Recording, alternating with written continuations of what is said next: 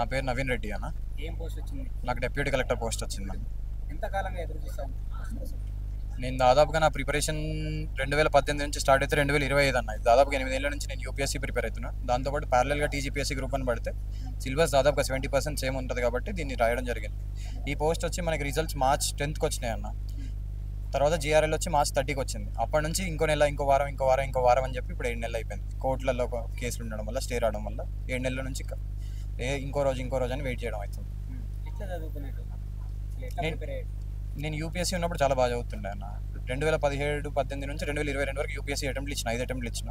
అప్పుడు దాదాపుగా రోజు 10-12 గంటలు అన్నీ వదిలేసి అన్నీ పక్కన పెట్టి ఎట్లయినా కొట్టాలి, ఏదో ఒక రోజు ఐఏఎస్ ఐపీఎస్ అవ్వాలన్నదంతా చదువుకున్నాను. అదే ఫౌండేషన్ దీనికి ఉపయోగపడింది. Telangana movement, Telangana geography, Telangana history part ఒకటి చదువుకుంటే, తెలంగాణ సొసైటీ చదువుకుంటే ఎడిషన్ అయిపోయింది. ఆ 70% అక్కడ ప్రిపరేషన్ అవ్వడం, ఈ 30% ఇక్కడ అవ్వడం, మొత్తం 100% అయి నాకు ర్యాంక్ వచ్చింది. దాదాపుగా 8 ఏళ్ళ సుదీర్ఘ నిరీక్షణ నాకు. ఇంకో సంవత్సరం అంటూ 8 ఏళ్ళు గడిచిపోయింది. దాదాపు 7-8. ఏదైతే ఈ గ్రూప్ వన్కి సంబంధించి చాలా వరకు ఆపడానికి ట్రై చేసిన ఎట్లా చూసారు? అదే అన్న, కొంతమంది రాని వాళ్ళు, ఇంకా వేరే రాజకీయాలు అన్నీ కలిసి దీన్ని ఆపాలని సర్వ విధాల ప్రయత్నం జరిగింది. ఫైనల్లీ దేవుడి దయ వల్ల కోర్టు ఆశీస్సులతో ఈరోజు ఇది నెరవేరి మాకు ఇది అందుకోవడం చాలా సంతోషంగా ఉంది. ముఖ్యంగా ఈ తెలంగాణ ప్రభుత్వానికి మరీ ధన్యవాదాలు తెలుపుకుంటూ, ముఖ్యమంత్రి గారికి కూడా చాలా ధన్యవాదాలు తెలుపడం జరుగుతుంది. అంటే ఈ విషయంలో గ్రూప్ వన్ ఖచ్చితంగా పోస్టులు ఇవ్వాలని చెప్పేసి రేవంత్ రెడ్డి గారి ప్రయత్నాన్ని ఎట్లా చూస్తారు?